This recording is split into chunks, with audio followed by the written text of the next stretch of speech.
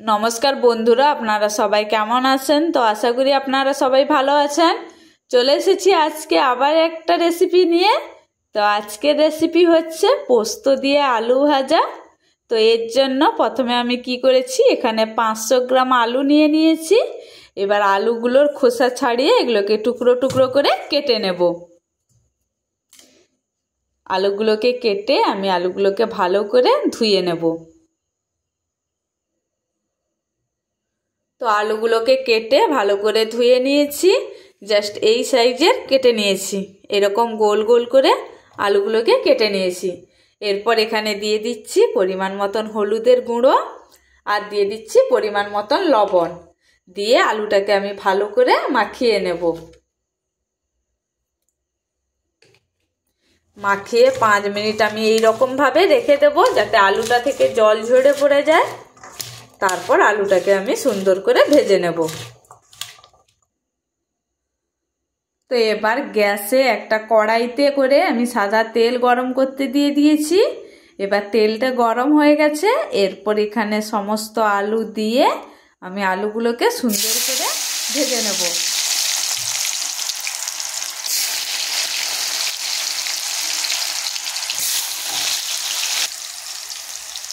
তো আলুগুলো তেলে দিয়ে দিয়েছি। এবার এটাকে নাড়াচাড়া করে নেব একটু।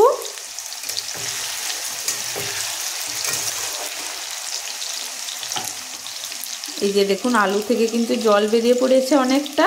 তো এই জলটা আমি ফেলে দেব। তো আলুগুলো ছেঁকে ছেঁকে সবগুলো আলু সুন্দর করে লাল করে ভেজে নেব। তো আলুগুলো সুন্দর করে ভাজা হয়ে গেছে লাল করে। এই যে দেখুন, এবার আলুগুলোকে এখান থেকে আমি তেল থেকে তুলে নেব একটা ছাঁকনির সাহায্যে।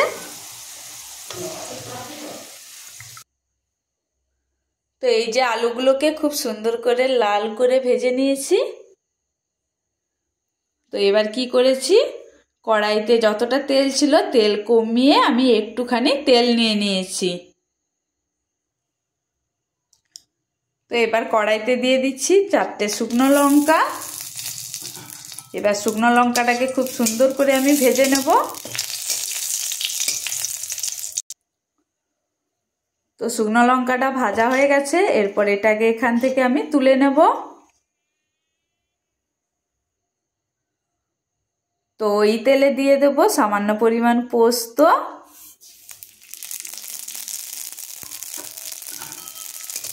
তো পোস্তটাকে সুন্দর করে তেলে ভেজে নেব।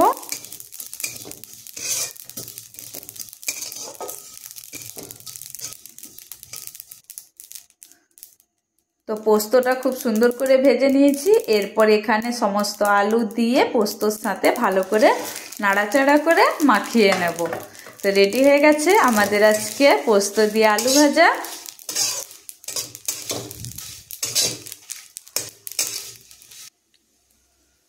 তো পোস্ত দিয়ে আলুটাকে ভালো করে নাড়াচাড়া করে আলুর সাথে পোস্তটা মাখিয়ে নিয়েছি।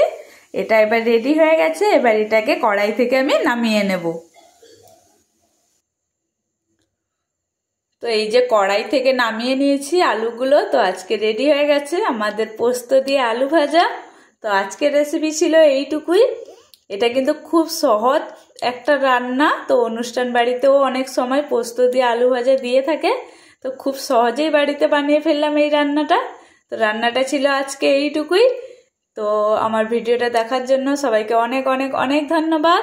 এবং ভিডিওটা কেমন হয়েছে, রান্নাটা কেমন করলাম, আপনাদের কেমন লাগলো অবশ্যই আমাকে কমেন্ট করে জানান। এবং সবাইকে টাটা।